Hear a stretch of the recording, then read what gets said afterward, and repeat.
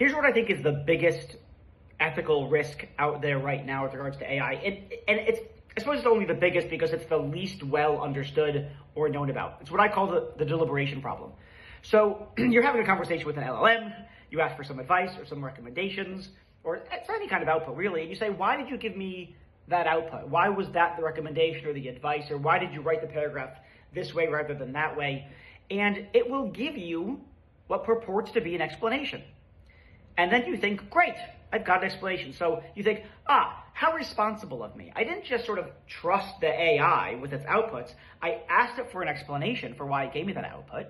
And it gave me an output, gave me an explanation, and that explanation makes sense. And so we're good to go here. I've done my due diligence. But you haven't. That's actually not right. This is the deliberation problem. Because it did not give you an explanation for why it gave you that output.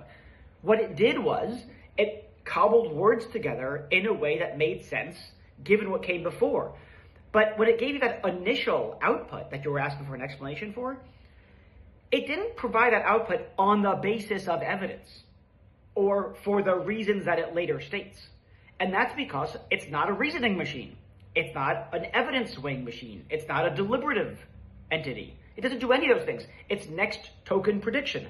And so you think you've got an explanation, you think you've done your due diligence, but you've only sort of gotten more mired in just sort of blindly trusting the AI. This is the way in which it kind of deceives you, actually. So we're not just dealing with the hallucination problem, which gives you false outputs and you might believe these things to be true when in fact they're false.